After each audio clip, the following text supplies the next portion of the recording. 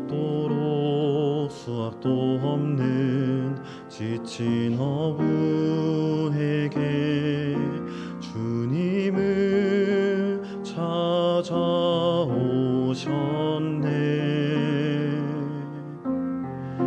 깊은 바다로 너는 나아가 그물을 던져라.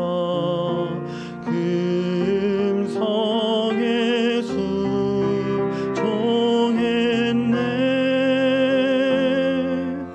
이전에 없던 놀라운 일을 이루어 주셨네. 주님 오늘도 그때와 같이 우릴 찾아 주시네. 내가 너희로 사람을 낚는 어부 되게 하리. 저 죽어가는 영혼 살리는 내가 너희로 사람을 낚는 어부 되게 하리. 사람을 살리는 어부.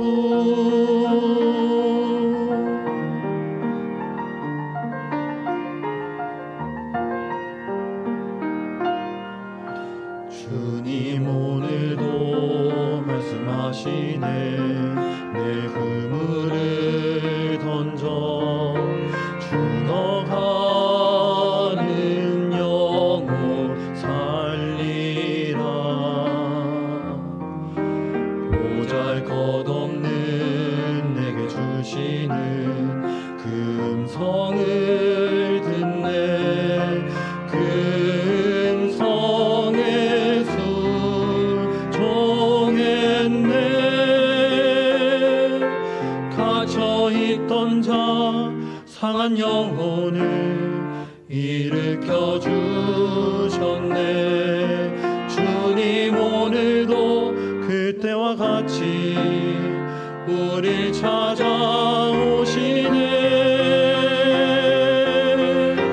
내가 너희로 사람을 낚는 어부 되게 하리. 저 죽어가는 영혼 살리는 내가 너희로 사람을 낚는 어부 되게 하리. 사람을 살리는 어부. 사람을 살리는 어부.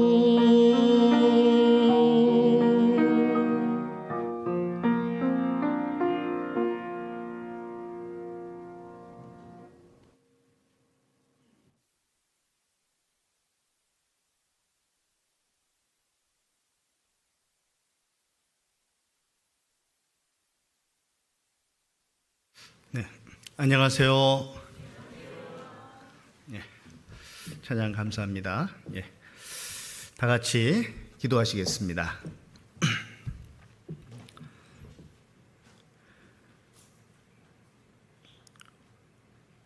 우리의 생명을 죄악의 구덩이에서 건져 주시고 영원한 천국의 소망을 품고 살아갈 수 있도록 도와주신 하나님 아버지 참으로 감사를 드립니다.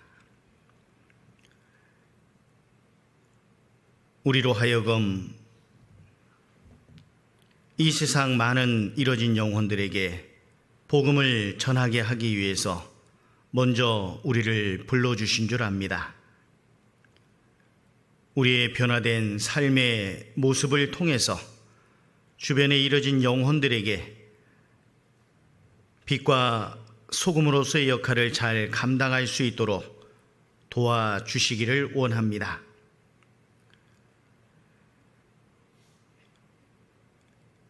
주님 다시 오실 날이 너무도 가까이 이르렀음을 시대의 많은 징조들을 통해서 보게 해주심을 감사합니다. 우리가 이 땅에 비록 살아가고 있을지라도 우리의 소망은 저 하늘에 있음을 깨닫게 해주시고 다시 오실 주님 맞이하기에 부끄러움이 없는 모습으로 하루하루 살아가게 도와주시기를 원합니다. 아직도 하나님의 사랑을 깨닫지 못한 많은 이뤄진 영혼들이 우리 주변에 있음을 압니다. 주님께서 그토록 원하시는 영원 건지는 귀한 역사를 위해서 먼저 부름받은 저희들이 마땅히 어떠한 모습으로 살아가야 될지 말씀을 통해서 알게 해주시고 배운 말씀들 마음판에 깊이 새겨서 그 말씀의 능력을 힘입어 하루하루 변화된 삶의 모습을 통해서 주님을 증거할 수 있도록 도와주시기를 원합니다. 주님의 몸된 교회 안에서 내 자신이 얼마나 연약하고 부족한 자인지를 더욱 깨닫게 하여 주시고 늘 배우는 자의 자세를 잃지 않고 온유와 겸손의 마음을 품으며 살 수 있도록 도와주시기를 원합니다. 이제 1차 수양회가 시작이 되었고 오늘 복음의 말씀이 또 증거되고 있는 줄 압니다. 1차부터 7차까지의 전 수양의 기간 동안 주 성령께서 앞서 행해 주시고 또 도와주시는 도움의 손길을 의지하여 많은 영혼들이 구원함을 받아 하나님께 영광이 되고 또 저에게 기쁨이 될 수 있도록 도와주시기를 원합니다. 우리 전주 북북교회 형제 자매님들 또 6차에 수양에 참여하게 됩니다. 한 사람도 열애자가 없도록 그 마음과 생각을 붙들어 주시고 또 어떻게 해서든지 한 영혼에게라도 복음을 전하고자 하는 간절한 마음을 더욱더 불러일으켜 주시고 주님의 그 마음과 열정을 품고 주변 사람들에게 다가설 수 있도록 지혜로운 마음도 허락해 주시기를 원합니다. 우리 복음이 국내는 물론 전 세계 곳곳에까지 힘있게 증거될 수 있도록 도와주신 하나님 아버지, 그 가운데서 수고하시는 선교사님들과 가족들, 동역자들과 함께 해주시고 어려운 여건 속에서도 지치지 않고 낭망치 않고 오로지 주님의 능력을 힘입어 하루하루 힘있게 또 복음 증거하며 사실 수 있도록 도와주시기를 원합니다.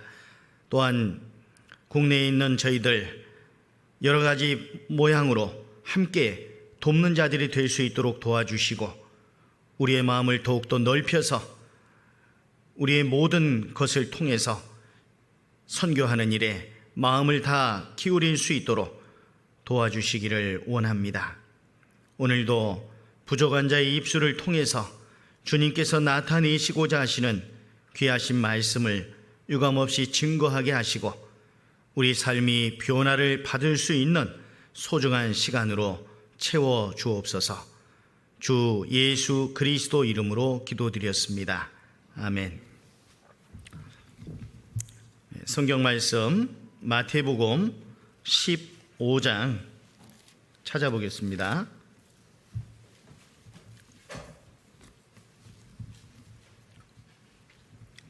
신약 성경 25페이지 마태복음 15장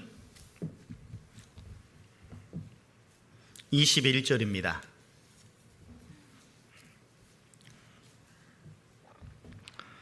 예수께서 거기서 나가사 두로와 시돈 지방으로 들어가시니 가나안 여자 하나가 그 지경에서 나와서 소리 질러 가로되 주 다윗의 자손이여 나를 불쌍히 여기소서. 내 딸이 흉악히 귀신 들렸나이다 하되 예수는 한 말씀도 대답지 아니하시니 제자들이 와서 청하여 말하되 그 여자가 우리 뒤에서 소리를 지르오니 보내소서.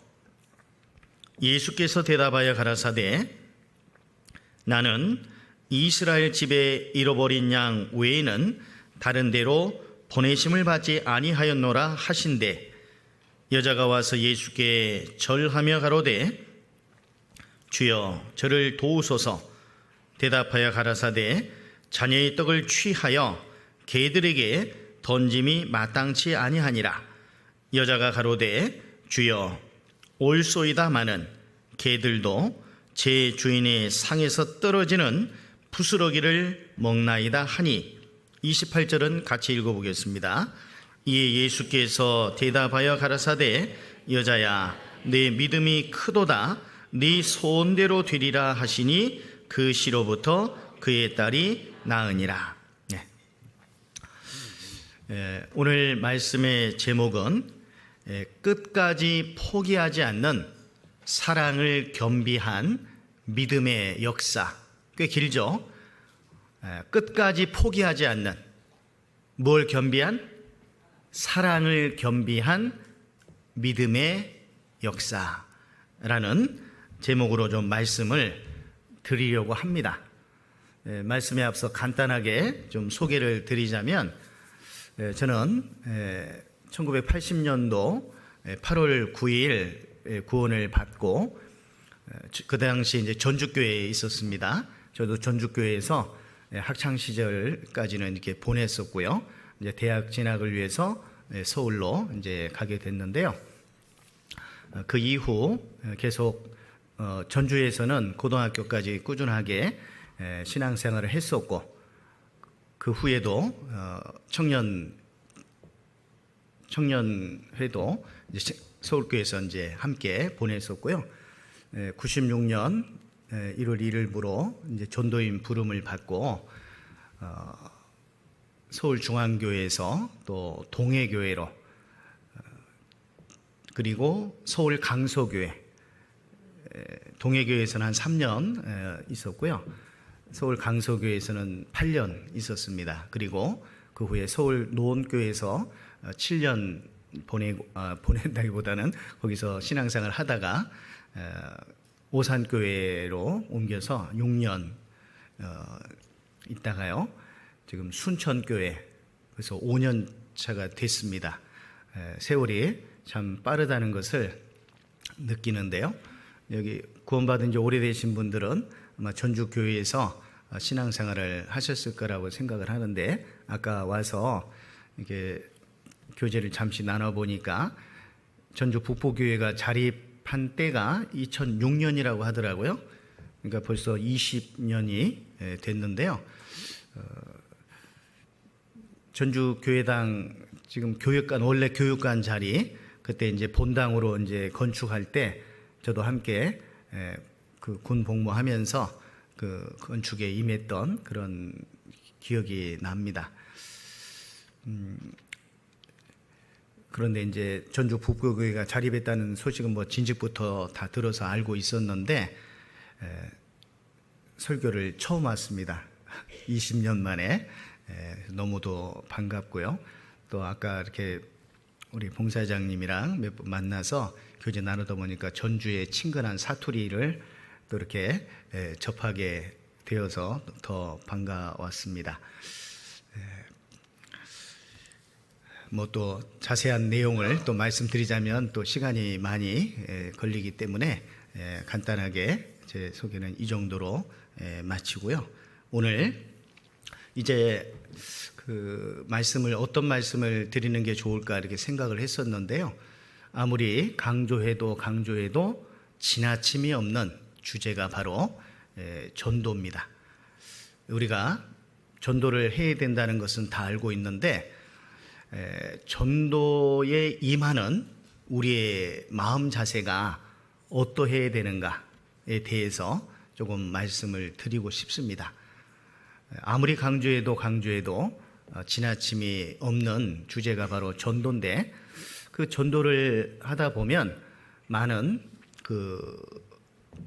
때로는 부담감과 또 많은 어려움을 느끼게 되고 내 힘으로는 정말 하기 어렵다 하는 그런 어떤 장애물과 같은 그런 상황들을 맞게 되다 보니까 좀 주저하게 되고 또 뒤로 미루게 되고 또 때로는 포기하게 되는 그런 일들이 많이 생기는 것 같습니다. 주님께서는 때를 얻든지 못 얻든지 항상 힘쓰라 말씀하셨는데 우리는 스스로 아직은 때가 아니야 라고 내 스스로 때를 정하기도 합니다. 아마 그래서 그런지 주님께서는 바울 사도를 통해서 디모데후서 4장 2절에서 때를 얻든지 못 얻든지 항상 힘쓰라고 아주 강하게 권고해 주셨습니다. 이 세상 많은 이뤄진 영혼들 그리고 내 주변에 아직 구원받지 않은 영혼들이 많이 있을 겁니다. 그래서 모임 때마다 우리는 형제 자매님들에게 나의 기도 부탁을 드리죠. 그렇기 때문에 다른 형제 자매님들의 기도 부탁은 내 수첩에 적혀 있고 또 나의 기도 부탁은 다른 형제 자매님들의 수첩에 기록이 되어 있습니다. 그런데 기도의 응답을 받지 못했음에도 불구하고 이제는 더 이상 기도하지 않는 그러한 기도의 제목들이 있나요? 없나요? 대답을 안 하시죠? 있죠. 분명히 있을 겁니다. 아직 응답하심을 받지 못했는데 왜 더 이상 기도를 하지 않는 걸까요? 하나님은 포기하지 않으셨는데 내가 포기해버린 거야. 여러 가지 이유가 있겠죠.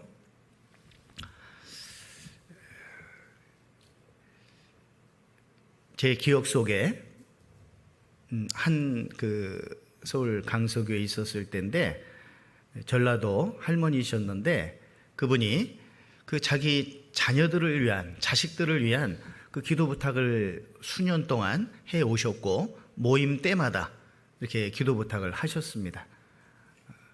눈물로써 기도 부탁을 합니다.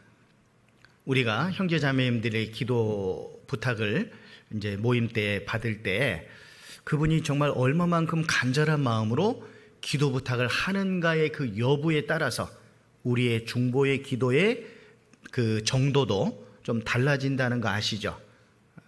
정말 그 기도 부탁을 하신 분이 더욱더 간절한 마음을 가지고 정말 눈물로써 기도 부탁을 했을 때는 우리도 그에 상응하는 기도를 합니다. 그런데 그냥 스쳐 지나가듯이 대충 기도 부탁을 하는 내용들은 또 우리도 대충 할 수가 있어요. 물론 그렇지 않을 수 있지만은 그렇습니다. 마음과 마음은 통하기 때문에 이 형제 자매님이 얼마만큼 간절한 마음으로 기도 부탁을 하고 있는가 했는가 이걸 우리가 알기 때문에 간절하면 간절할수록 우리도 더 간절함을 담아서 기도 부탁을 하지만 그렇지 않았을 때에는 우리도 간절함이 식어질 수가 있는 거예요. 예전에 조모임에서 오래전 얘기인데요. 이제 전도 집회를 얼마 남겨두고 조장님이 기도 부탁을 좀 하라고 그랬습니다. 그런데 잠잠한 거예요, 모임이. 그러니까 옆에 앉아 계신 자매님의 무릎을 톡 치면서 남편 기도 부탁하라고, 남편 기도 부탁하라고 그랬더니 그 자매님 입에서 나온 말이 아주 충격이었어요. 그놈의 인간. 뭐라고요? 그놈의 인간. 그 자매님 입장에서는 남편이 허구한 날 술만 처마시고 늦게 집에 들어오고 밤늦도록 그리고 들어오면 술 마시고 들어오면 제대로 씻지도 않겠죠. 계속 그런 생활을 이렇게 하니까 남편이 그놈의 인간이 돼버린 거예요. 그러다 보니까 그 마음속에 전도해야 된다는 건 알고 있지만은 평상시 그 남편의 행동하는 그런 모습들 그걸 보면서 마음이 진실된 마음이 열리지를 않는 거예요. 그리고 집회를 앞두고 얼마 앞두고 그때 그제서야 말씀 들어보자고 권유를 하게 되죠. 그러면 그 남편이 말씀을 들을까요? 안 듣고 싶을까요? 자기에 대해서 그놈의 인간이라고 하는 취급을 받고 있는 걸 알고 있어요, 남편이.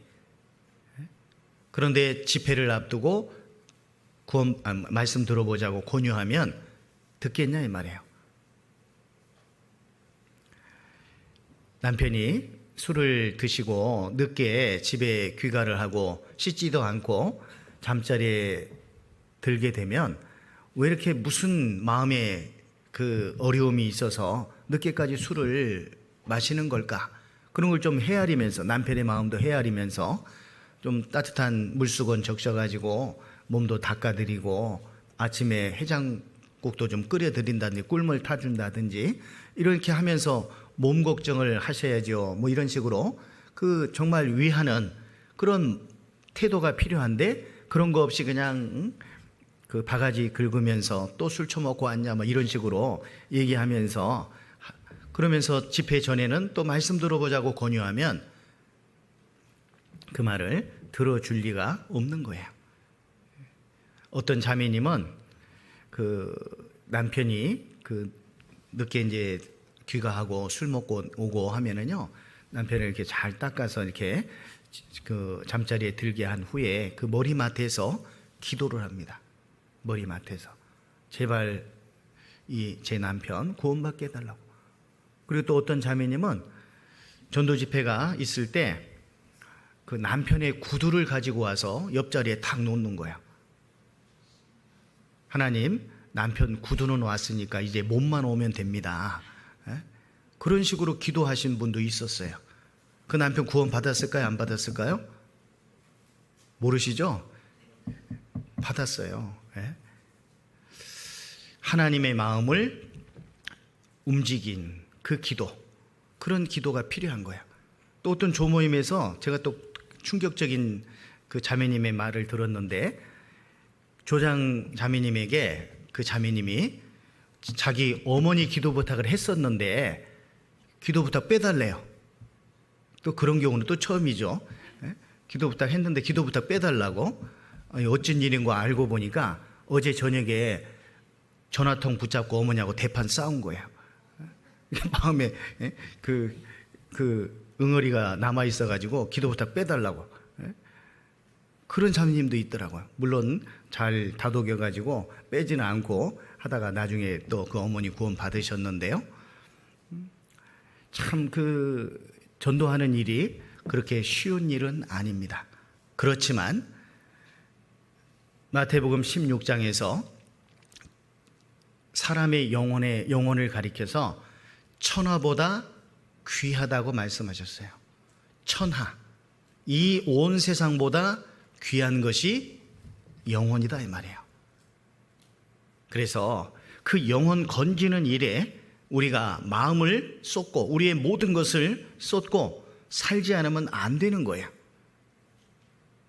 예전에 주일 아침에 장학 퀴즈라는 그 프로그램이 있었죠. 지금도 하는지는 모르겠지만 전국에서 내노라는 고등학생들, 공부 잘한다고 하는 고등학생들 이렇게 탁 이렇게 뽑아가지고요 장학 퀴즈를 하는 거예요. 거기서 우승한 사람에게는 장학금을 전달하는 거죠. 대학교 갈 때 전액 장학금도 있고 뭐 반액 장학금도 있고 이렇게 쫙 있는데 그때 그 인문, 사회, 그 뭐 예능, 뭐 또 언어 여러 영역들에 걸쳐서 이제 문제를 출제를 해서 문제를 이제 맞추는 거예요. 자, 어떤 학생이 10문제를 맞췄습니다. 또 어떤 학생은 5문제를 맞췄습니다. 어떤 학생은 3문제를 맞췄습니다. 누가 우승했을까요? 자, 10점짜리 10문제 맞히면 100점, 20점짜리 5개 맞히면 100점, 50점짜리 3개 맞추면 150점. 누가 이기는 거예요? 비록 3개 맞췄지만 50점짜리를 3개 세문학 맞춘 그 학생이 우승을 하는 겁니다. 뭐냐면 문학마다 그 배점이 다른 거예요. 문학마다. 결국 배점이 높은 거기를 공략하는 것이 중요한 거죠. 우리가 지금 오늘도 말씀 앞에 나와 있습니다. 또 말씀 이후에는 우리가 청소도 하고 여러 가지 봉사도 하고 또 헌신도 하고 많은 그 일들을 합니다. 그런데 그러한 일들이 전도로 이어지지 않는다면 그냥 말씀 듣고 끝나고 교제하고 끝나고 봉사하고 끝나고 헌신하고 끝나고 그런 걸로만 해서 끝나버린다면 무슨 의미가 있겠어요? 우리가 말씀을 배우고 교제하고 봉사하고 헌신하는 그 모든 일은 결국은 전도로 귀결이 되지 않으면 안 됩니다. 열매 맺는 일로 연결되지 않으면 의미가 적은 거예요. 그래서 정말 배점이 가장 높은 일, 영혼 건지는 일, 그 일에 우리의 온 마음을 담아서 살지 않으면 안 됩니다. 제가 장기를 조금 아주 그냥 초보 수준으로 두는데 장기나 이런 거 할 때도요, 운동 경기도 마찬가지고요. 장기 둘 때도 상대방 쫄 잡고 상 잡고 마 잡고 포 잡고 차 아무리 많이 잡아도 뭐 잡히면 져요? 왕 잡히면 져요. 상대방 거 아무리 많이 내가 잡았어도 어떻게 잘못해서 왕 잡히면 지는 거예요. 게임이라는 게 그런 겁니다. 운동 경기에서도 전반전에 아무리 잘했어도 후반전에 더 많이 점수를 잃으면 치는 거예요. 그죠? 결국 주님이 가장 기뻐하시는 일이 뭐냐? 그 일을 위해서 우리의 남은 생애를 사는 것이 정말 필요한 겁니다. 세월을 아끼라. 때가 악하니라. 너희는 어리석은 자와 같이 하지 말고 오직 지혜 있는 자 같이 하여 세월을 아끼라. 지혜 없는 자 같이 하지 말고 지혜 있는 자 같이 하여 세월을 아끼라. 에베소서 5장 15절 16절 이하의 말씀인데요. 어제의 24시간은 지나갔습니다. 다시 올 수 있나요? 어제의 24시간이? 올 수 없어요. 한 번 지나간 시간은 다시 붙잡을 수가 없습니다. 그러나 어제의 24시간 중에서 내가 주님을 위해서 산 시간, 말씀을 보고 전도하기 위해서 시간을 내고 또 전도하기 위해서 사람을 만나서 식사를 대접하고 교제를 하고 봉사하고 헌신했던 그 모든 시간들은 없어지는 시간이 아니에요.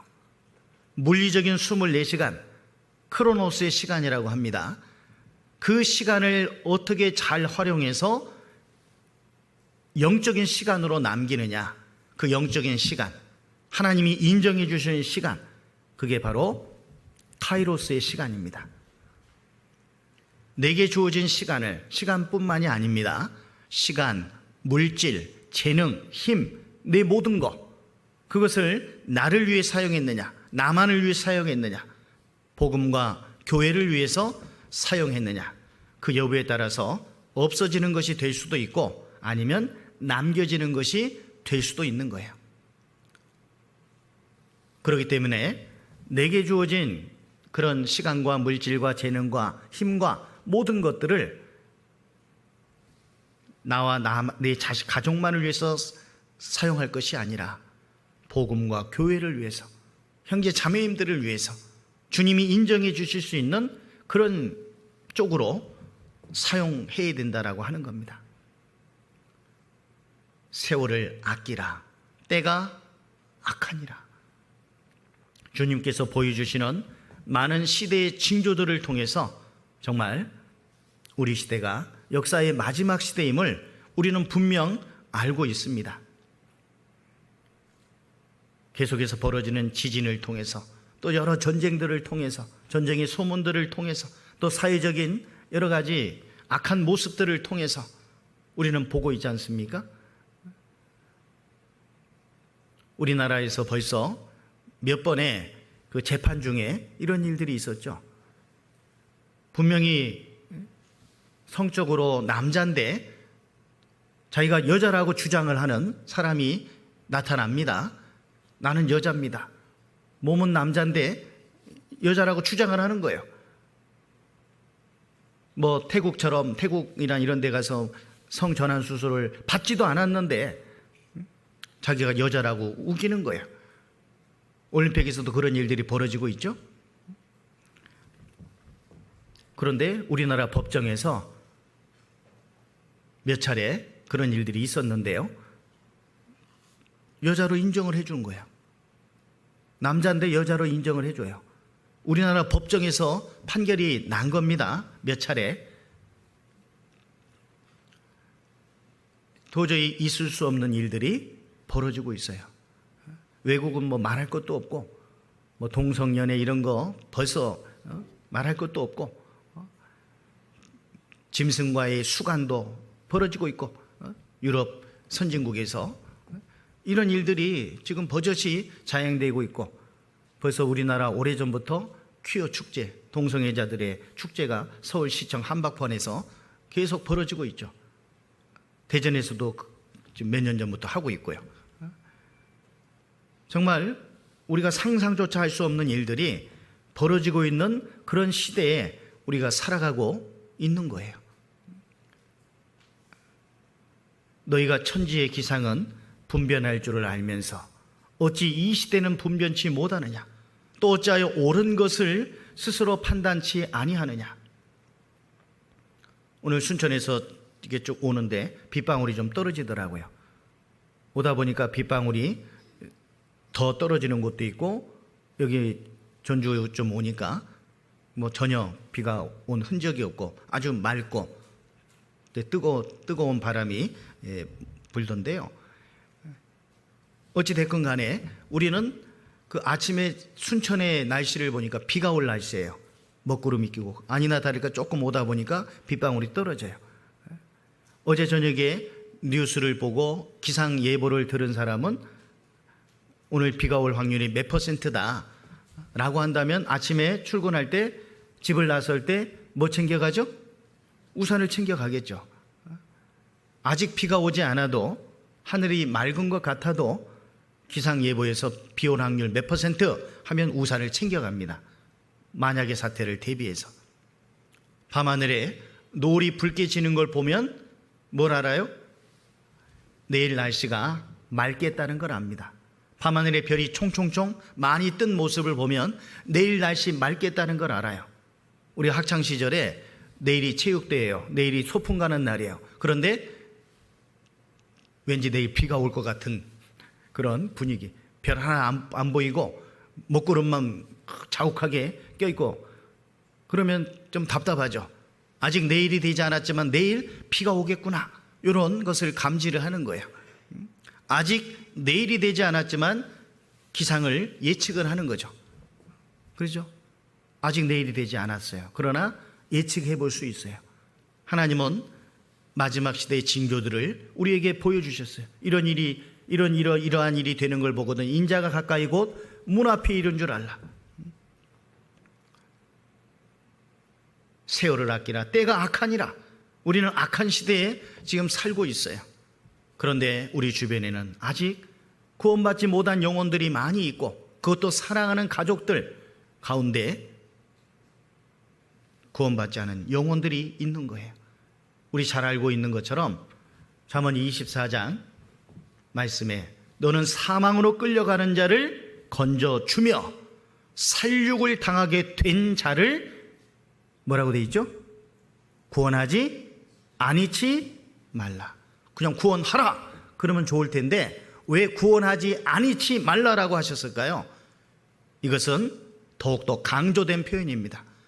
구원 반드시 해야 된다 라는 것을 강조한 말씀인 거예요. 구원하지 아니치 말라.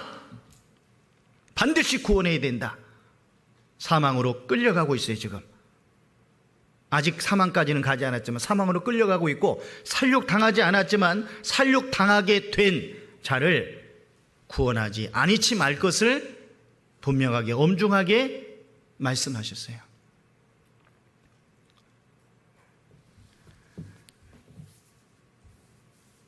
누구든지 자기 친족, 특히 자기 가족을 돌아보지 아니하면 믿음을 뭐라고요? 배반한 자요. 불신자보다 더 악한 자니라. 불신자들은 모르니까 그런다 치고 구원받은 그리스도인들은 때를 아는데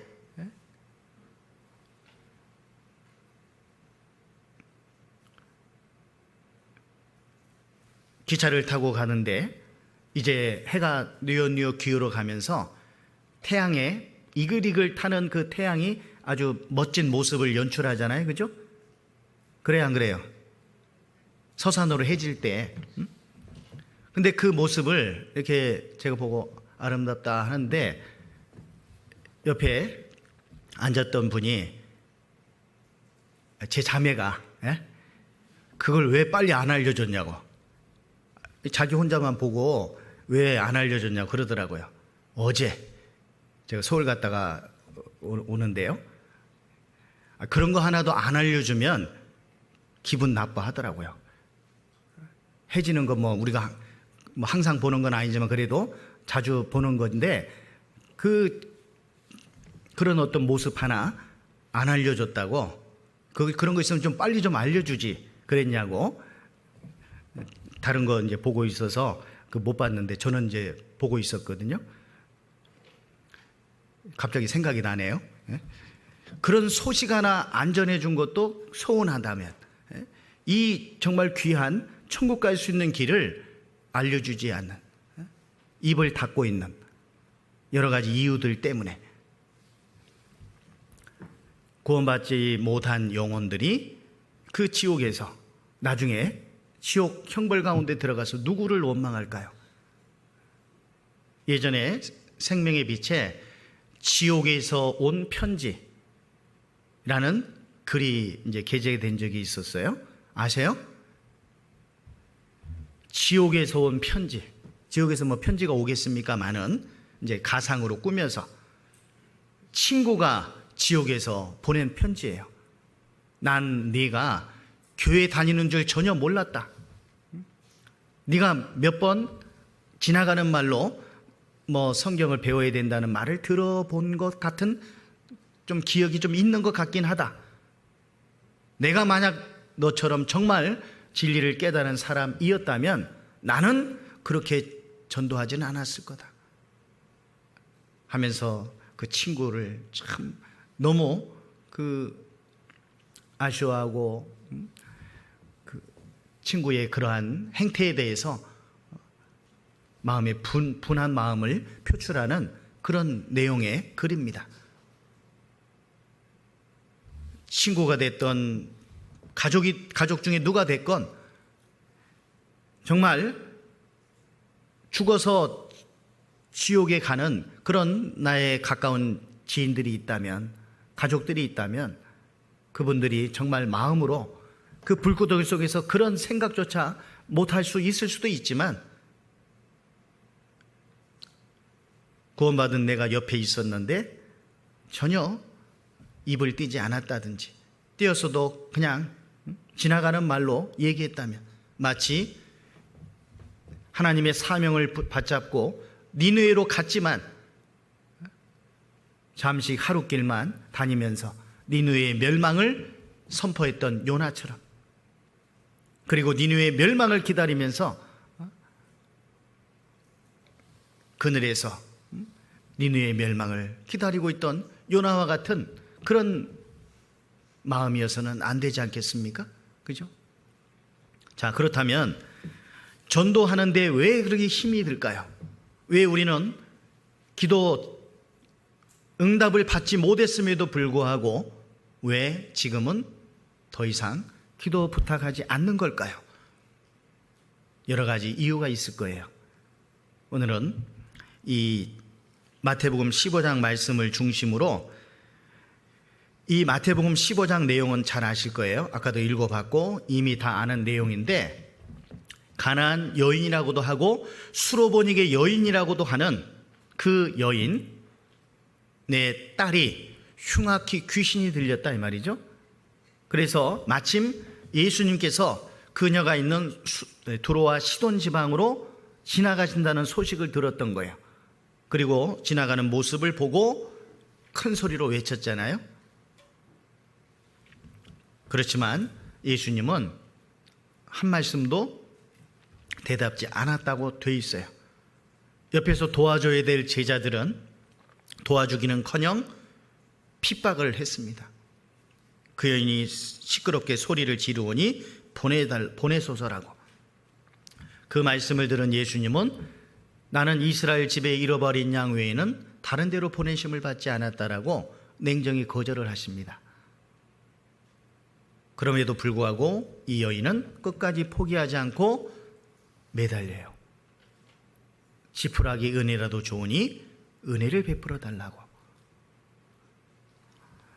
마지막 예수님의 카운터 펀치와 같은 그 아주 강한 말씀이 그녀에게 전해지죠. 자녀의 떡을 취하여 개들에게 던짐이 마땅치 않다.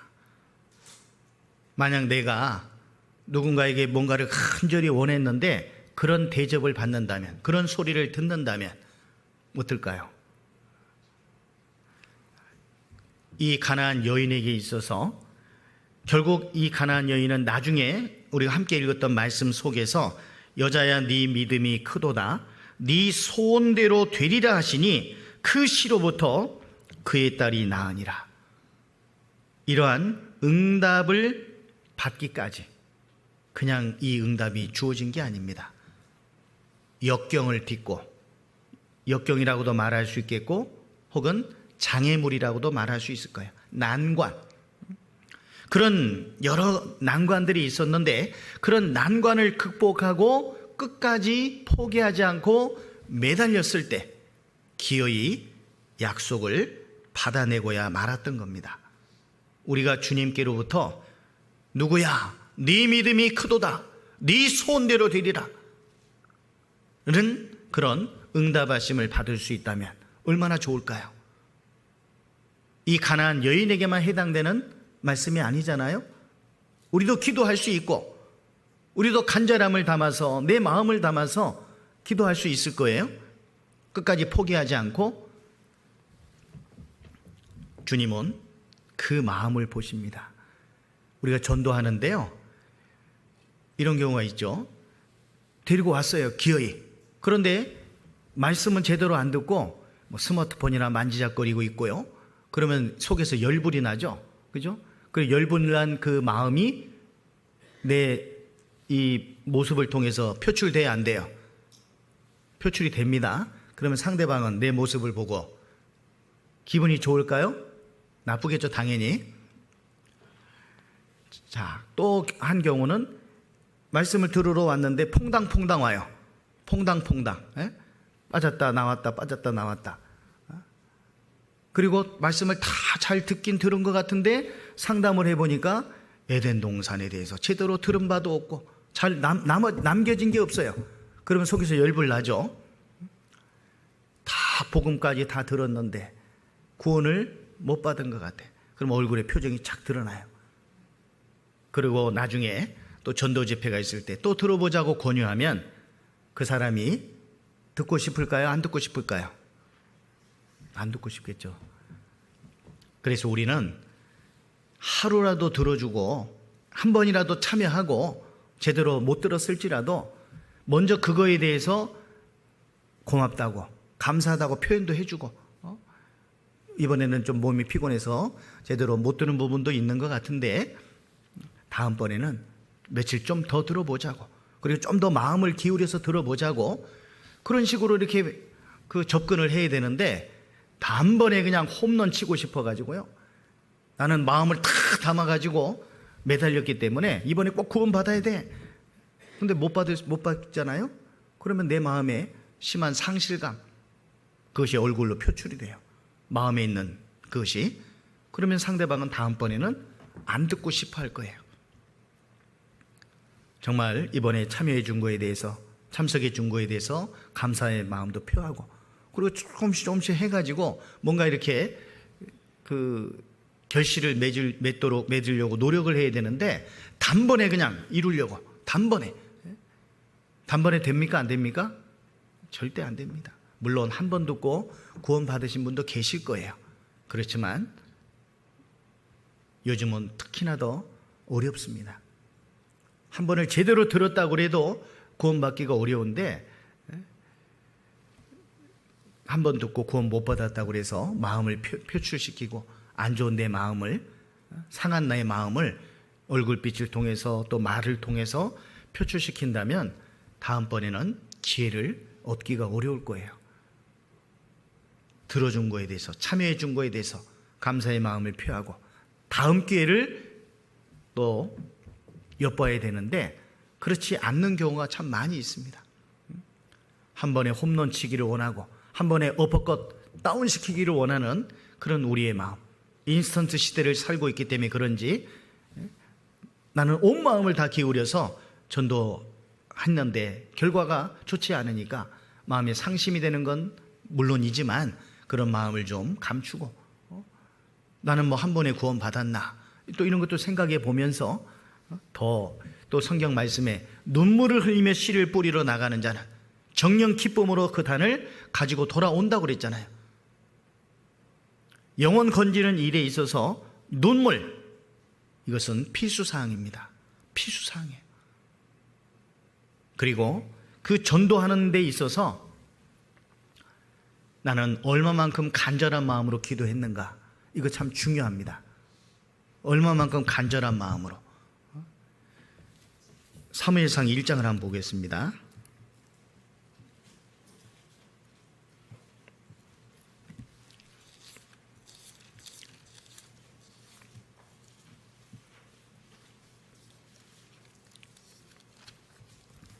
사무엘상 1장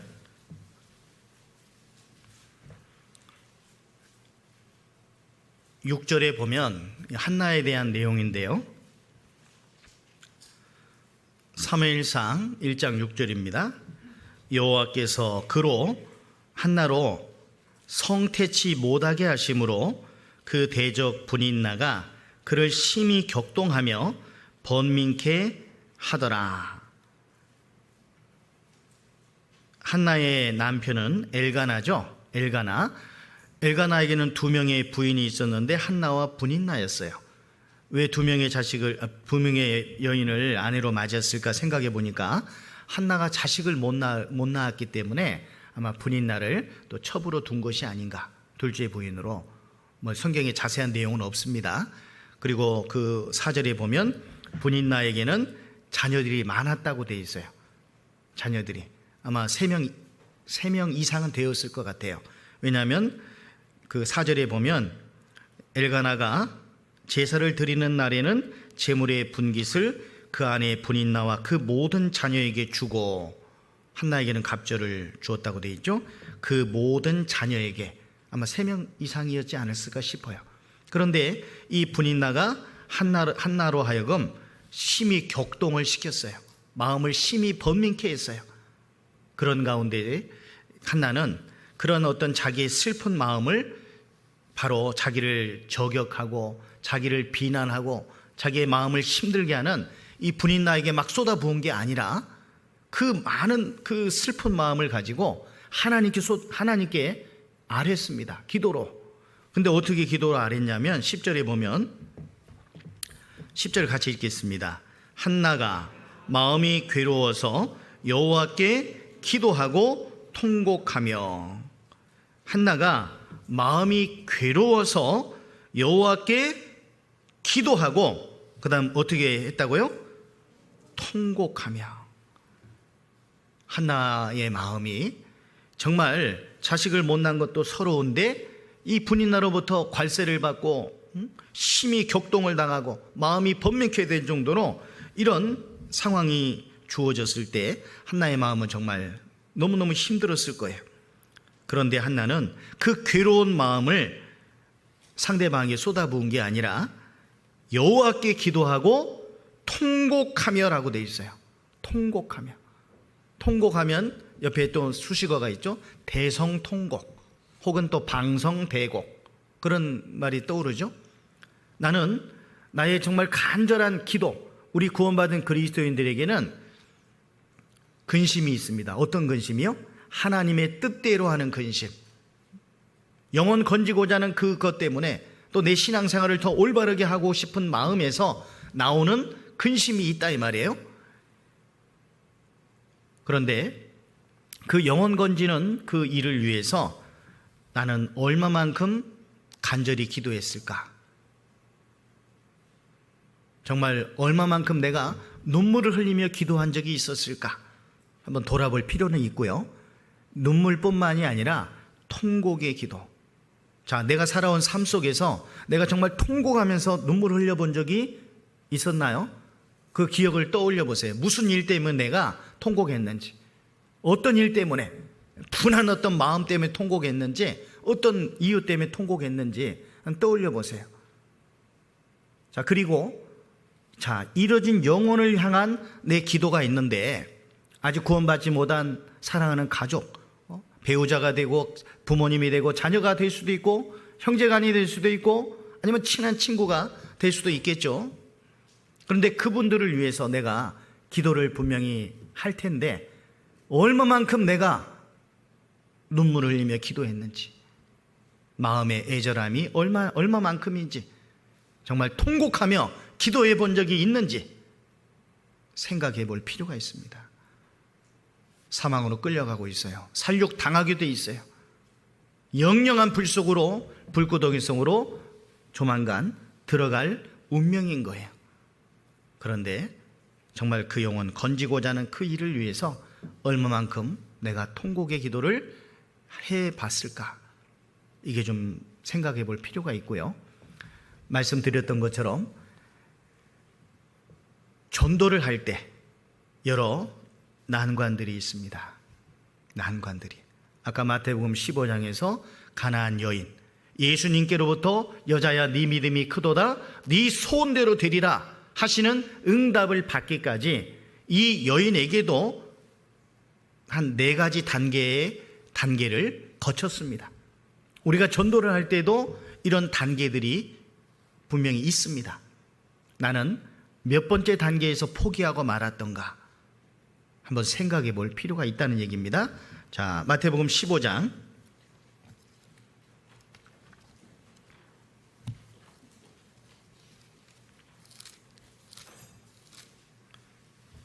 마태복음 15장 21절입니다.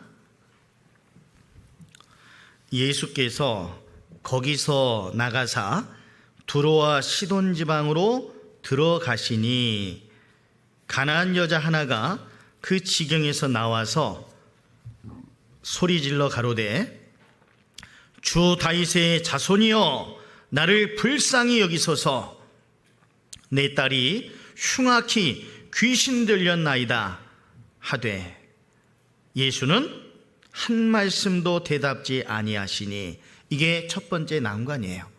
이 여인은 정말 사력을 다해서 온 힘을 다해서 내 딸이 흉악히 귀신 들렸으니 도와달라고 간곡히 부탁을 하고 있죠 지금. 그런데 예수님은 한 말씀도 대답지 아니하십니다. 자, 이 상황을 내가 전도하는 과정으로 좀 대입을 시켜보면, 내가 간절한 마음을 담아서 말씀 좀 들어보자고 권유를 합니다. 근데 상대방은 묵묵부답, 들은 채도 하지 않아요. 호박에 침 주는 식으로, 벽 보고 얘기하는 식으로. 그럴 때 우리 마음은 무너져 내리겠죠. 나는 정말 간절함을 담아서 얘기했는데 상대방은 들은 척도 안 하고 콧방귀만 낀다든지, 만약 그런 반응이 나타난다면 우리는 어때요? 마음에 큰 부담감이 오게 되겠죠. 안 되는가 보다. 마치 이스라엘 백성들 앞에 서 있는 여리고 성처럼, 난공불락의 성처럼 아마 여겨질 겁니다. 그 난공불락의 성인 여리고 성 무너졌습니까? 안 무너졌습니까? 무너졌어요. 이스라엘 민족의 방법으로가 아니라 하나님의 방법으로, 단순한 것 같지만 매일매일 한 바퀴씩 돌고 마지막 날에는 7바퀴를 돌고 외쳤을 때 여리고성은 무너졌습니다. 물론 거기에 한 가지 조건이 또 더 붙죠. 여리고성을 돌 때 아무 말도 하지 말아라. 아무 소리도 들리지 말아라. 그 말이 무슨 의미가 있을까요? 그 말의 의미는 무엇일까요? 여리고성을 돌 때 이걸 돈다고 무너질까? 너무너무 견고한 난공불락의 성이 우리가 돈다고 무너질까? 그런 부정적인 생각이 올라올 거 아니에요. 그죠? 그런 생각이 올라오면 옆 사람한테, 앞 사람한테, 뒷 사람한테 전파할 수 있어요? 없어요? 있겠죠. 자기 생각을. 그러면 다 무너지는 겁니다. 부정적인 생각은 금방 급속도로 퍼지게 되고 결국 이스라엘 백성들은 하나님께서 제시해 주신 방법을 버려버리게 되는 거예요. 영영 여리고성을 공략할 수가 없는 거예요. 하나님 말씀대로 따르고 거기에다가 아무 말도 아무 소리도 들리지 말아라. 자기 생각 표출하지 말라는 얘기입니다. 오직 하나님 말씀만을 따라서 돌아라는 얘기예요. 그들의 여섯째 날까지의 한 바퀴씩 돌았던 그 시간들이, 그 행동들이 의미 없는 행동이었을까요? 그 시간이 의미 없는 시간이었을까요? 우리는 그런 시간들을 의미 없다고 생각할 수 있어요. 그러나 결코 의미 없는 시간이 아닙니다.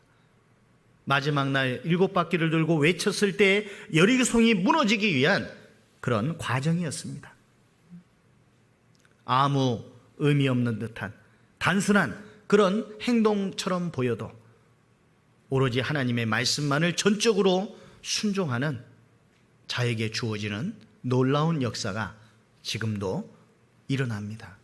여리고성이 무너지는 그런 놀라운 일이 벌어진 것과 같은 그런 상황이 벌어질 수 있습니다. 내가 전도하고자 하는 대상이 여리고성일 수가 있잖아요. 그죠? 절대로 무너지지 않을 것 같은 난공불락의 성처럼 여겨질 수가 있지만 하나님의 말씀을 믿고 우리가 따를 때 하나님 말씀은 반드시 이루어지잖아요. 하나님 말씀은 몇 퍼센트 이루어집니까? 몇 퍼센트 이루어져요?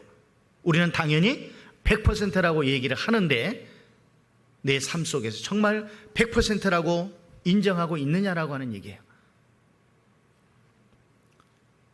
간단하게 예를 들어보면, 자, 이스라엘 백성들은 하나님의 말씀을 불순종함으로 말미암아 바벨론의 포로로 잡혀갔어요. 그런데 바벨론의 포로 생활이 몇 년 만에 마쳐진다고 그랬죠? 70년 만에 마쳐진다고 그랬어요. 자, 바벨론에 잡혀간 지 68년이 지났어요. 69년이 지나갑니다. 69년 5개월, 7개월, 9개월, 11개월. 그런데 아무런 조짐이 보이지 않아요. 그런데 놀랍게도 70년이 딱 되니까 어떤 일이 벌어졌죠? 바벨론을 무찌른 바사의 고레스 왕이 칙령을 발표합니다. 어떤 칙령을? 너희 중에 이스라엘 백성들은 다 너희 땅으로 돌아가라. 그게 에스라서 1장에 나와 있는 내용입니다. 에스라서 1장을 한번 찾아보죠. 역대하 뒤에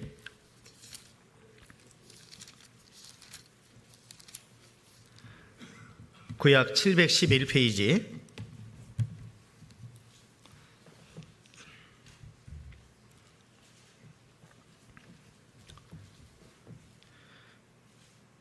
에스라 1장 1절입니다. 찾으셨죠? 바사왕 고레스 원년에 여호와께서 예레미야의 입으로 하신 말씀을 응하게 하시려고, 예레미야 입으로 하신 말씀이 뭐냐면 70년 만에 돌아오게 하시겠다는 말씀이에요. 여기 잠깐 잡아두시고 예레미야서 29장을 보겠습니다. 여기 잡아두세요. 에스라서 예레미야 29장 10절입니다.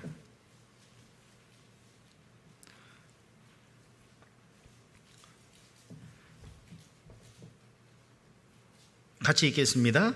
나 여호와가 이같이 말하노라. 바벨론에서 70년이 차면 내가 너희를 권고하고 나의 선한 말을 너에게 실행하여 너희를 이곳으로 돌아오게 하리라. 몇 년이 차면요? 70년이 차면. 자, 에스라서 돌아가 보겠습니다. 1장 1절에 바사왕 고레스 원년에 여호와께서 예레미야 입으로 하신 말씀을 응하게 하시려고, 방금 읽은 말씀이죠. 바사왕 고레스의 마음을 어떻게 해요? 감동시키심에. 어떻게 감동시키셨는지는 이사야 44장 45장에 그 내용이 나와 있어요. 하나님께서 고레스를 지명하여 불러서 내 백성 이스라엘을 위해서 지명하여 불러서 고레스로 하여금 이스라엘을 돌아가게 할 것이라는 그 내용이 이사야서 말씀에 기록이 돼 있었고, 고레스 왕이 바벨론을 무찌르고 들어왔을 때 이스라엘 종교 지도자들이 그 성경 이사야서 말씀을 보여줬어요. 그 이사야서 말씀은 이 바사가 고레스가 등장하기 약 175년 전에 기록된 말씀인 거예요. 그러니까 고레스 왕이 자기에 대한 기록이 이미 성경에 기록이 되어 있고, 하나님이 도와주셔서 바벨론을 무찌르렀다라고 하는 그 내용의 말씀을 보면서 고레스 왕의 마음이 깜짝 놀란 거예요. 마음이 감동이 됐다고 그랬죠. 감동시키심에. 그래서 이스라엘 백성들을 돌려보낸다라는 이 칙령을 발표하게 된 거예요. 자, 먼저 좀 읽어보고 이사야서 말씀을 한번 찾아보겠는데요. 고레스의 마음을 어떻게 해요? 감동시키심에 저가 온 나라에 공포도 하고 조소도 내려 가로되. 2절부터가 조서 내용입니다. 2절 3절을 같이 읽어보겠습니다.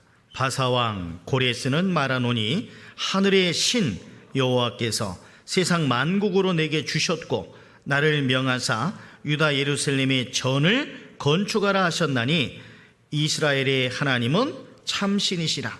너희 중에 무릇 그 백성된 자는 다 유다 예루살렘으로 올라가서 거기 있는 여호와의 전을 건축하라. 너희 하나님이 함께 하시기를 원하노라. 4절도 같이 읽겠습니다. 무릇 그 남아있는 백성이 어느 곳에 우거하였든지 그곳 사람들이 마땅히 은과 금과 기타 물건과 짐승으로 도와주고 그 외에도 예루살렘 하나님의 전을 위하여 예물을 즐거이 드릴지니라 하였더라. 이스라엘 백성들이 돌아갈 때 주변 백성들은 은과 금으로 도와주고 더 많은 예물로 도와줘라, 이렇게까지 얘기하고 있는 거예요. 그리고 하나님을 호칭할 때 하늘의 신 여호와, 이스라엘 하나님은 참신이시라, 이렇게까지 표현할 수 있었던 근거가 어디에 있을까? 자, 여기 잡아놓으시고 이사야서 45장을 보겠습니다. 시간 관계상 45장 말씀만 보겠는데,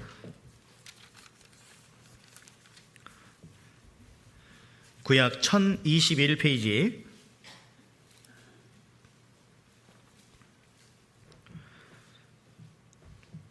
나 여호와는 나의 기름받은 고레스의 오른손을 잡고 열국으로 그 앞에 항복하게 하며 주변 여러 나라들로 열왕의 허리를 풀며, 이 말은 주변 나라들의 왕들의 힘을 못쓰게 했다는 얘기죠.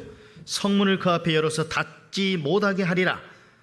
내가 고레스에게 이르기를 내가 네 앞서가서, 하나님이 고레스 앞장서서 가서 험한 곳을 평탄케 하며, 그 다음에 뭐라고 되어 있어요? 논문을 쳐서 부수며 쇠빗장을 꺾고 네게 흑암 중에 보화와 은밀한 곳에 숨은 재물을 주어서, 같이 읽어보죠. 너를 지명하여 부른 자가 나 여호와 이스라엘의 하나님인 줄 알게 하리라.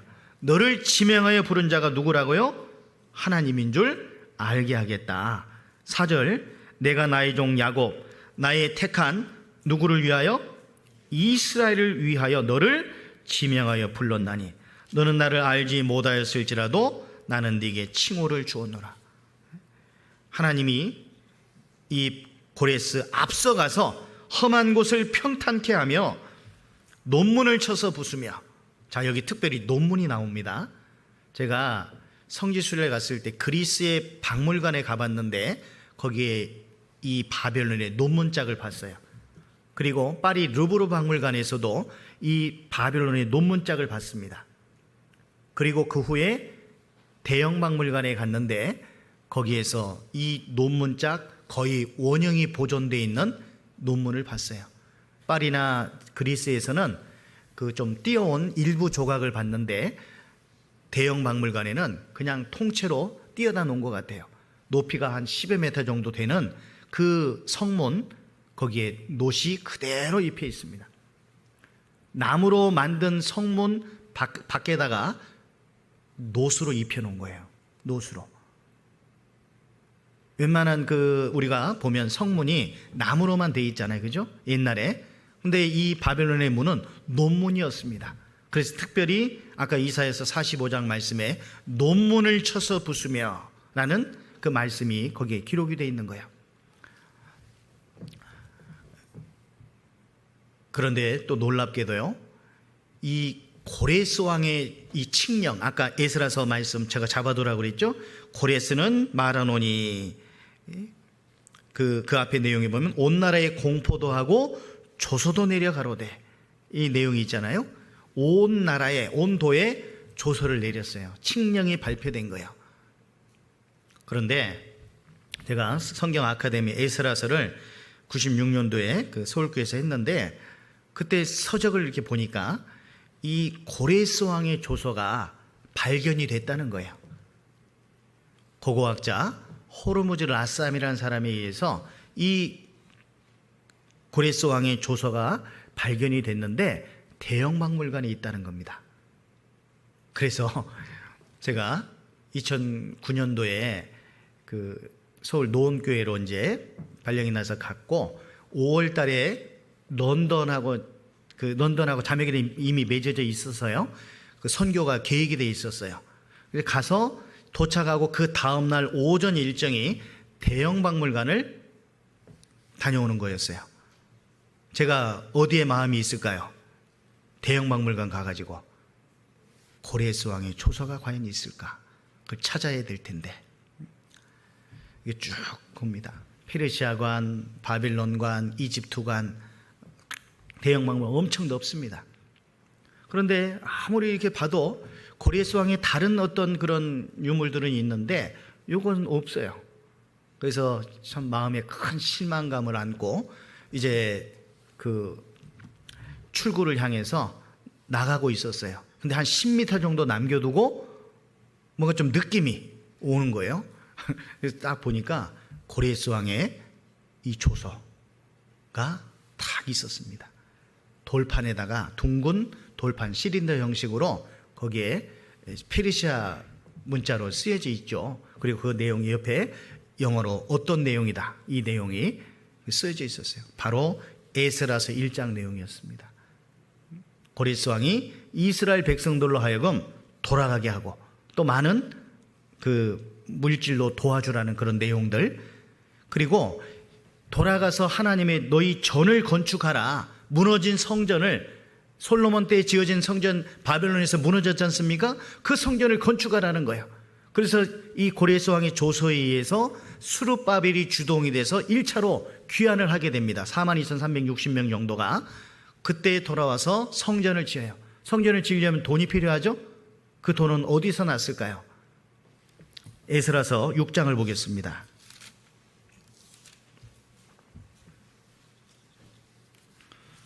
(717페이지)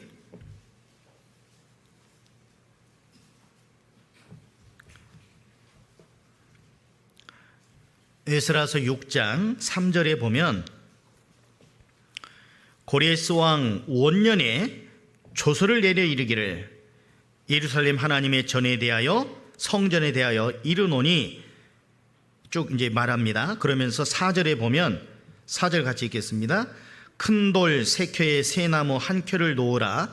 그 경비는 다 왕실에서 내리라. 이 왕실이 어느 왕실이에요? 페르시아 왕실에서. 페르시아 왕실에서 이스라엘 그 성전을 짓는데 내겠다, 경비를 내겠다 이 말이에요. 다른 나라. 한번 생각해 보세요.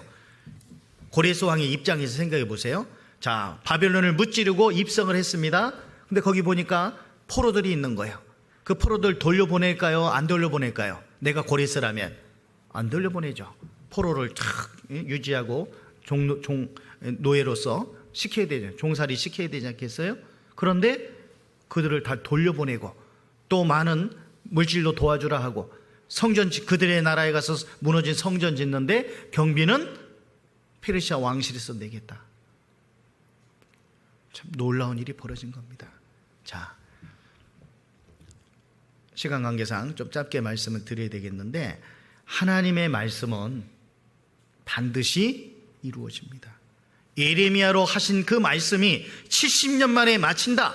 그 말씀대로 69년 5개월, 7개월, 9개월, 11개월이 되어도 어떠한 조짐도 없었는데 70년이 딱 되니까 고레스가 등장하고 칙령을 발표하고 무릇 그 백성된 자는 다 유다 예루살렘으로 올라가서 너희 성전 지어라. 경비도 다 내겠다. 돌아갈 때 주변 백성들은 다 은과 금으로 도와줘라. 이런 일이 어떻게 벌어질 수 있냐는 얘기예요.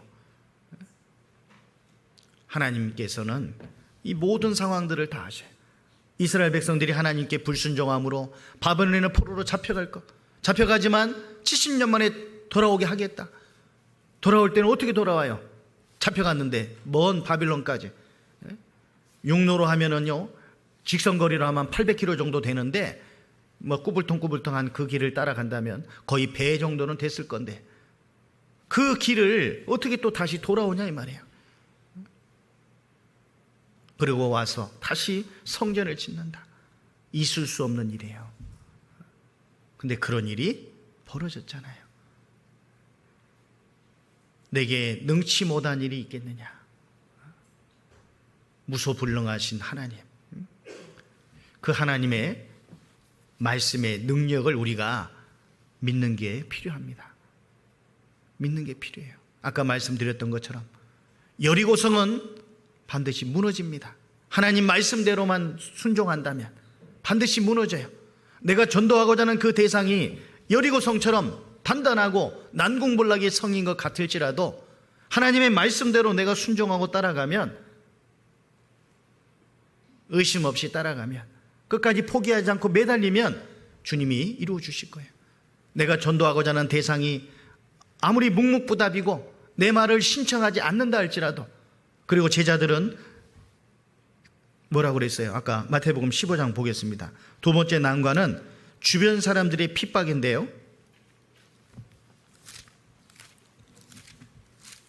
마태복음 15장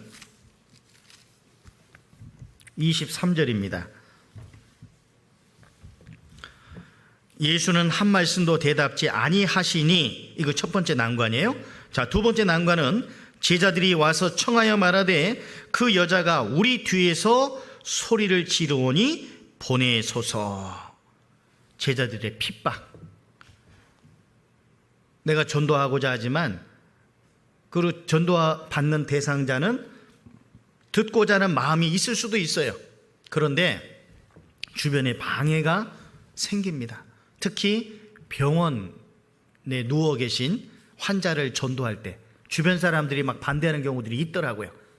그 대상자는 듣고자 하는데 주변에서 막 반대해요. 말씀 전하다 보면은 인생 얘기도 해야 되죠. 죽음에 대한 얘기 해야 되죠. 또 지옥에 대한 얘기도 해야 되죠. 그 옆에 있는 환자들이 별로 달가워하지 않습니다.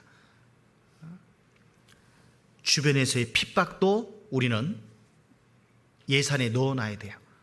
내가 전도할 때 상대방이 무반응, 그리고 주변에서의 핍박, 그리고 또 하나는 냉정한 거절. 자, 24절입니다.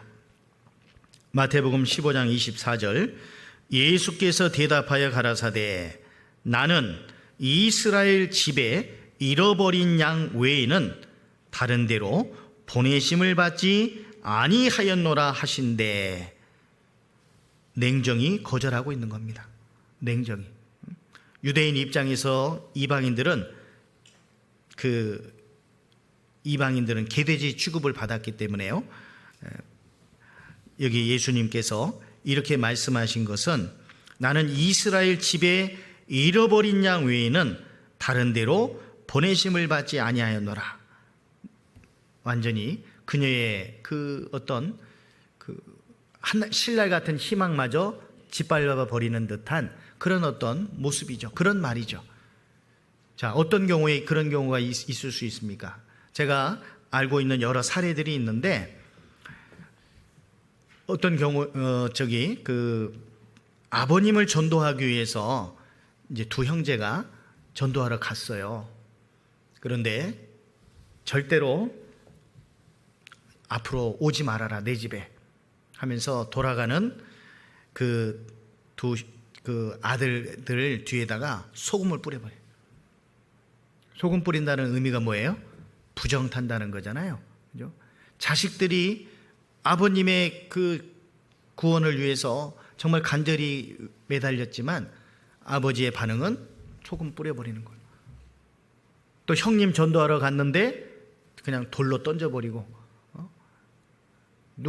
또 가족 중에 누구 전도하러 갔는데 머리채를 막 잡혀가지고 막 흔들림을 당하기도 하고, 어떤 경우에는 남편이 아내의 머리를 발로 밟으면서 막 콘크리트 바닥에다 짓이기도 하고, 어떤 경우에는 가스를 틀고 너 죽고 나 죽자 이런 경우도 있고, 어떤 경우에는 허리 벨트를 풀러가지고 아내를 막 구타하는 그런 경우도 있고, 지금 말씀드린 이런 사례들은요, 그렇게 핍박한 사람들이 다 구원받았어요. 핍박하던 분들이. 그런 핍박이 있었지만 끝까지 포기하지 않고 매달렸을 때 구원을 받습니다. 어떤 경우에는 이제 부자지간에 정을 끊자, 호적에서 막 파지는 않았지만 자식이 결혼을 했는데 떡두꺼비 같은 손주를 이제 집에 명절 때 찾아가는데 문도 안 열어줘요. 그런 일들도 있습니다. 그렇지만 나중에 결국 시간 열어서 구원을 받게 됩니다. 아까 뒤에 소금 뿌려버린 그분은요, 나중에 구원 받으시고 어느 지역교회 은장회장으로서 오랫동안 계시다가 한 2, 3년 전에 돌아가셨는데요, 참 별별 일들이 다 있습니다. 제가 아는 또 한 분은요, 부모님 전도하기 위해서 집에 가가지고 그 USB를 TV 연결해가지고 틀었어요. 그랬더니 어머니가 119에 신고해버려요. 어머니가 자식을 119에 신고했다니까요. 실제로 그런 일이 있습니다. 그리고 엄마 몰래 아버지를 공주수양관에 모시고 갔더니 아버지도 갈 차편이 없으니까 119에 신고해서 나 이렇게 갇혔다, 나 좀 어떻게 해달라, 그런 일도 있고요. 어떤 경우에는 그 자식이 이제 더 이상 제사를 이제는 못 지내겠습니다, 장손인데요. 그렇게 하니까 그 수면제를 몽땅 구입해 가지고 죽을 뻔한 그런 일도 있고, 그래서 동생이 와서 형님한테 눈물 흘리면서 제발 좀 거짓말로라도 제사 지내겠다고 좀 해주세요. 아버지 얼마 전에 그 많은 약을 드시고 죽을 뻔하셨다고, 병원 가셔서 겨우 살으셨다고. 근데 그분도 아까 자식들 119에 신고한 분들, 그리고 약을 몽땅 들이키신 분, 이런 분도 다 말씀 듣고 지금 구원 받으셨어요. 냉정히 거절하고, 정말 이런 정말 도저히 감당하기 어려운 그런 상황까지 가는 그런 분들마저도 수양에 참석하고 또 전도 집회에 참여하고, 한 번에 구원받은 건 아닙니다. 여러 차례 말씀 듣고 하다가 구원받으셨습니다. 자, 그럼에도 불구하고 이 여인은 끝까지 포기하지 않았어요. 자, 25절에 보면 여자가 와서 예수께 절하며 가로되 주여 저를 도우소서. 냉정히 거절해도 포기하지 않고 매달렸죠. 그런데 마지막 카운트 펀치가 날아가요. 26절 같이 읽어볼까요? 대답하여 가라사대 자녀의 떡을 취하여 개들에게 던짐이 마땅치 아니하냐. 자녀의 떡을 취하여 개들에게 던짐이 마땅치 않다. 이 말의 의미는 뭐예요? 너는 개돼지다, 그런 의미잖아요. 그죠? 이 말은 우리가 전도할 때로 대입을 해보면 모진 말을 듣는 거예요. 내 그 인격을 완전히 무너뜨리는 그런 인격 모독, 그런 상황과도 견줄 수 있겠죠. 나는 간절한 마음을 품고 매달렸는데 상대방은 나를 인격 모독을 해요. 그럴 때 우리 마음속에서는 이제는 도저히 참지 못하고 사랑의 마음이 미움의 마음으로 바뀌게 되기도 합니다. 내가 전도하는 대상, 내가 그 사람 불쌍히 여기서 전도를 했는데 반응이 이런 식으로 싸늘하게 돌아오면 우리도 싸늘한 반응이 나타나게 되죠. 미워하는 마음으로. 내가 전도하고자 하는 대상이 지금 나에게 미움의 대상으로 자리 잡은 사람은 없습니까? 혹시? 그럴 수 있어요. 이런 상황이 된다면. 완전히 인격을 모독당하는 이런 상황이 된다면 이제는 더 이상 너에게는, 당신에게는 전도하지 않겠다라고 하는 그런 굳은 마음을 갖게 되기도 합니다. 그런데 여기까지도, 이런 상황까지도 예산에 넣어둬야 된다 이 말이에요. 이런 상황까지도. 이 여인은 어떻게 했습니까? 27절 같이 읽겠습니다. 여자가 가로되 주여 올소이다마는 개들도 제 주인의 상에서 떨어지는 부스러기를 먹나이다 하니. 그때 예수님 뭐라고 말씀하셨어요? 여자야, 네 믿음이 크도다, 네 소원대로 되리라 하시니 그 시로부터 그의 딸이 나으니라. 그 시로부터 주님이 개입하여 주시기만 하시면 못 이룰 일이 없잖아요. 근데 이 응답은 그냥 받은 게 아니잖아요. 몇 가지 난관을 극복했을 때, 넘어섰을 때 이런 응답하심을 받을 수 있었던 거예요. 자, 그런데 여기서 27절이 이 여인이 한 말을 다시 한번 좀 생각을 해봅시다. 27절에 여자가 가로되 주여 올소이다마는 개들도 제 주인의 상에서 떨어지는, 여기서 떨어지는의 의미를 그 원어로 좀 생각해 보면 더 의미가 있는데요. 이 떨어지는이 높은 곳에 떨어진 것이 아니라 가장 낮은 곳을 의미해요. 가장 낮은 곳에 떨어진 부스러기, 이 부스러기도 가장 작은 조각을 의미합니다. 부스러기도 좀 큰 부스러기도 있잖아요. 그런 부스러기 아니라 아주 자그마한 그런 부스러기, 그것도 가장 낮은 곳에 떨어진 가장 작은 조각의 부스러기 은혜라도 좋으니 그 은혜를 제게 베풀어 주세요. 그런 의미인 거예요. 가장 낮은 곳에 떨어진 가장 작은 조각의 부스러기라도 좋으니 은혜를 베풀어 주세요. 주님이 개입하여 주시기만 하면 못 이룰 일이 없잖아요. 자, 요한복음 6장을 한번 보겠습니다. 여기 잡아 놓으시고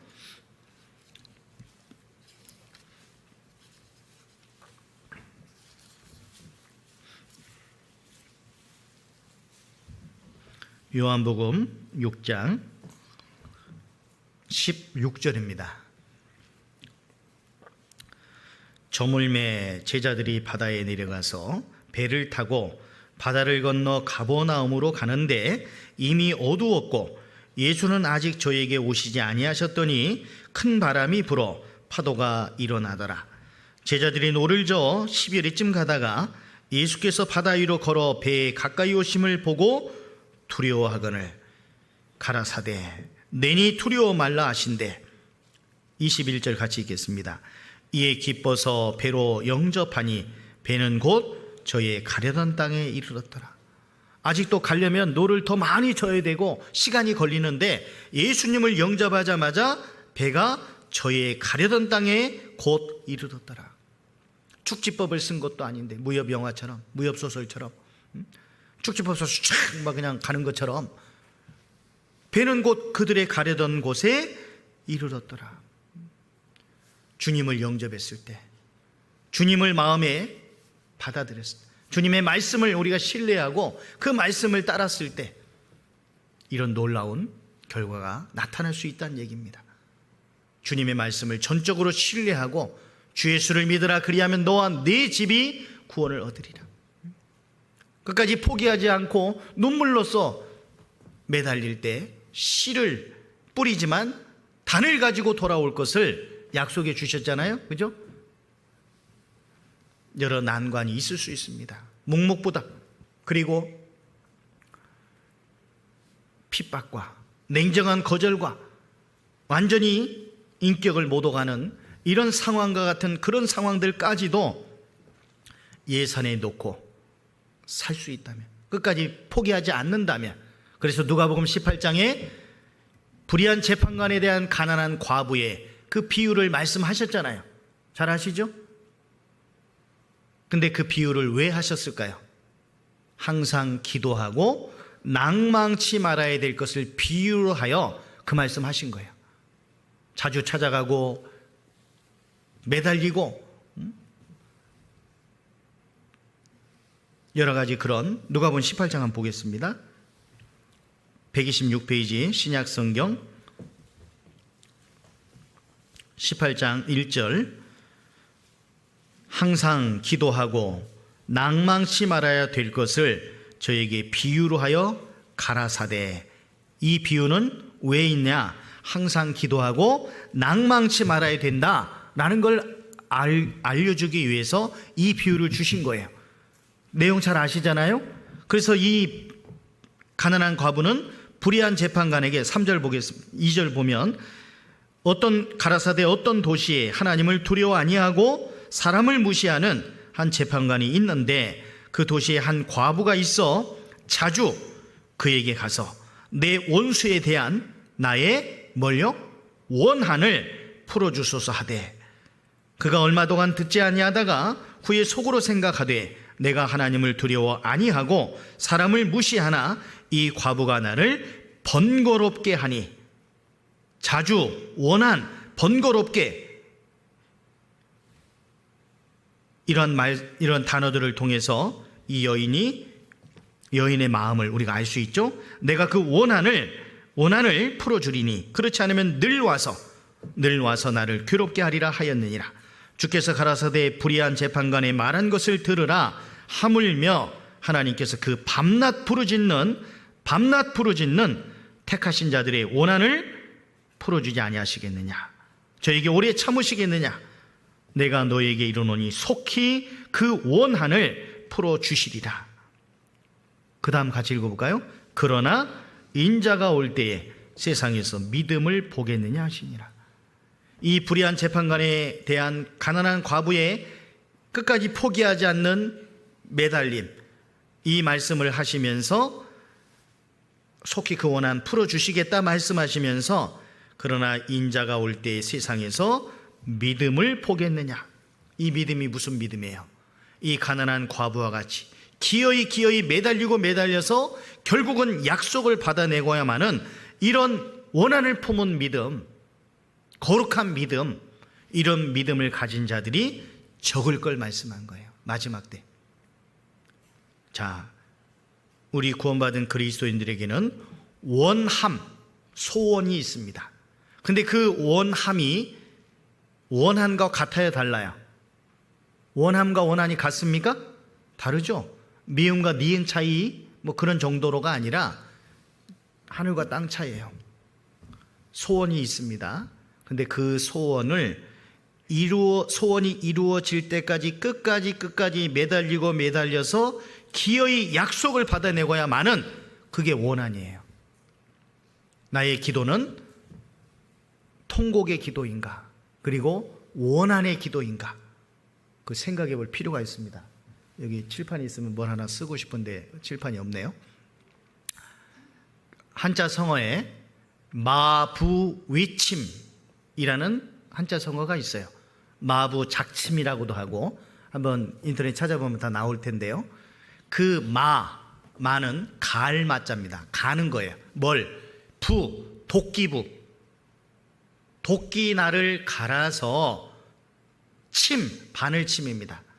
바늘을 만든다.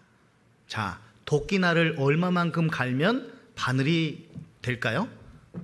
도끼날을 얼마만큼 갈아야지 바늘이 만들어질까요? 이건 어마어마한 노력을 말하는 거예요. 우리가 전도하는 일은 포기할 수 없는 우리의 과제입니다. 우리에게 맡겨진 사명입니다. 이 일을 위해서 마치 도끼날을 갈아서 바늘을 만드는 것과 같은 그런 노력, 포기하지 않는 마음, 이것이 우리에게 있을 때 주님께서 결국에는 단을 가지고 돌아오는 기쁨을 우리에게 주실 겁니다. 구한말, 외국인 선교사들이 우리나라에 오셨잖아요. 성경책을 가지고 전해주고 포도에게 창에 찔려 죽기도 하고, 또 와서 말씀을 전해보지만 노란 코쟁이들이 와서 무슨 하냐고 하면서, 그 당시 쇄국정책 펼치고 그럴 때죠. 1890 몇 년도 이때요. 그래서 지금 서울 양화진에 가면 선교사 묘역이 있지 않습니까? 거기에 보면 그 어린 아이들의 묘지도 많이 있습니다. 선교사님들의 그 자녀들이 풍토병에 걸려서 어린 나이에 죽었어요. 자기 자녀들이 죽어가는 마당에서도 끝까지 선교를 포기하지 않고 이 땅에 남아서 조선의 복음을 위해서 성경을 번역하기도 하고 복음을 전했던 그런 많은 선교사들이 있습니다. 그 중에 한 분, 언더우드 선교사님, 그분이 쓴 기도문이 있잖아요. 그게 은혜찬송 229장에 있습니다.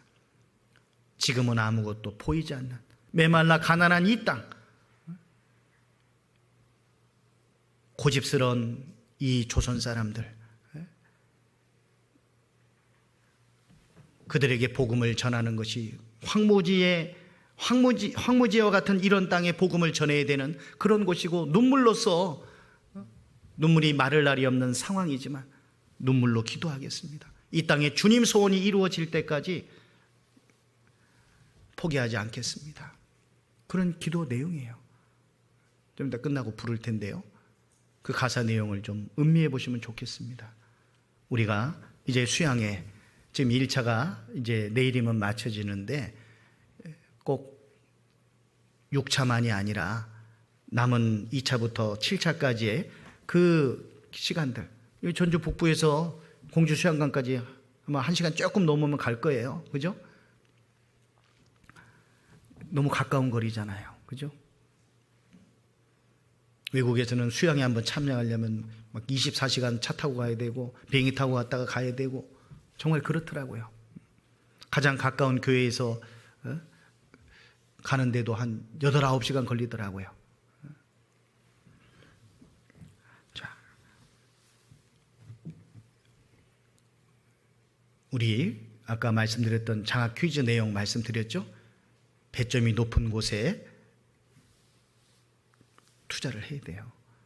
우리는 영혼 건지는 그 일이 가장 배점이 높다라는 것을 기억하실 필요가 있고, 우리의 모든 것을 다 걸고 영혼 건지는 일을 위해서 힘을 쏟고 끝까지 포기하지 않고 기도 가운데, 결국 또 여러 과정은 있고 힘이 들지만 주님 말씀 믿고 의지하여 결국 좋은 결실을 맺는 우리 전주 북북교회 형제자매님들이 되었으면 좋겠습니다.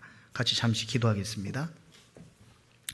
거룩하신 하나님 아버지, 우리를 구원해 주신 크신 그 사랑과 은혜 참으로 감사드립니다. 계속 이어지는 학예 수양의 가운데 우리 전주 북북교회 형제자매님들 마음을 기울이고 끝까지 매달려서 아직 구원받지 못한 주변에 이뤄진 영혼들, 특별히 가족들에게 이 복음을 지혜롭게 증거하는 자들이 될 수 있도록 도와주시기를 원합니다. 남은 시간도 주님께 의지하오며 우리를 너무도 사랑하시는 고마우신 예수 그리스도 이름으로 기도드렸습니다. 아멘. 은혜 찬송 229장 같이 하겠습니다. 뜻을 잘 생각해 보시기를 바랍니다.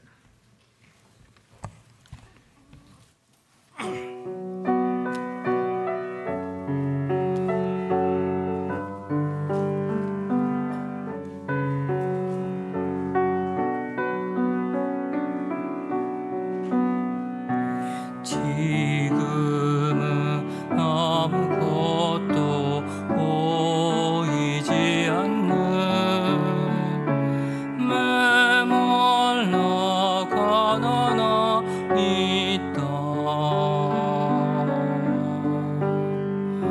주께서 보내신 이곳에 고집스레 얼룩진 어둠뿐 어둠에 묶인지도 알지 못한 채 가리워진 저들의 아픔 아무 소망도 보이지 않아 어찌 갈지 막막한 길이지만 주께서 행하시고 이루시리 겸손히 순종하기 원하네 지금은 황무지 같은 이곳에서도 주님 나라 이루어지리 눈물로 기뻐하네 이 땅에 주님 소원 이루실 때까지 주여 내 믿음 붙들어 주소서 멸시와 천대 가득 찬 이곳에서도 믿음으로 주의 날 기다립니다. 네, 봉사장님 광고해 주시겠습니다.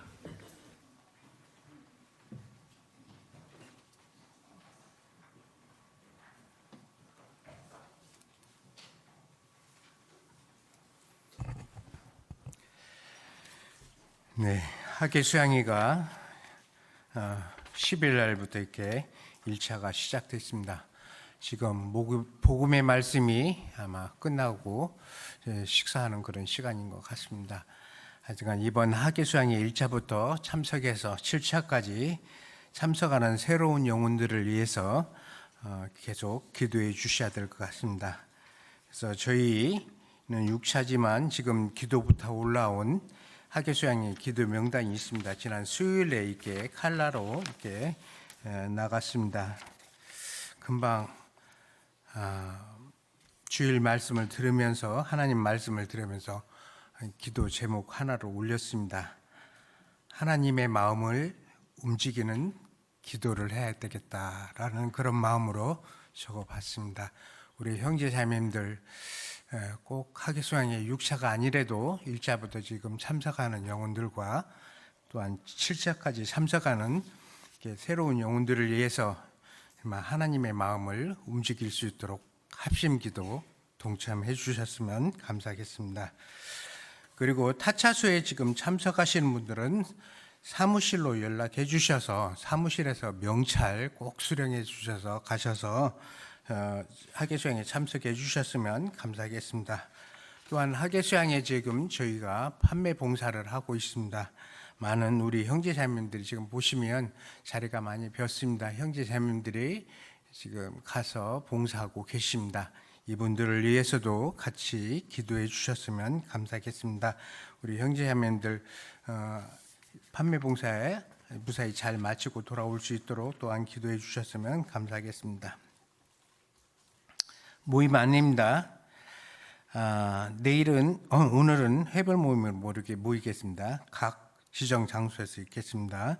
그리고 내일은 13구의 구역 모임이 있습니다. 조혜연 자매님께서 있겠네요. 화요일 날은 12구역 구역 모임이 있습니다. 양상김 형제님 인도로 교회당에서 있겠습니다. 또한 목요일 날은 교사 모임도 있습니다. 토요일 날은 청년의 모임이 있습니다. 21조 조모임은 수양관에서 토요일 날 한다고 합니다. 그래서 시간 장소 꼭 기억해 주셨으면 감사하겠습니다. 광고는 마치고요. 저희 2026년도 풋대 말씀 같이 해보도록 하겠습니다.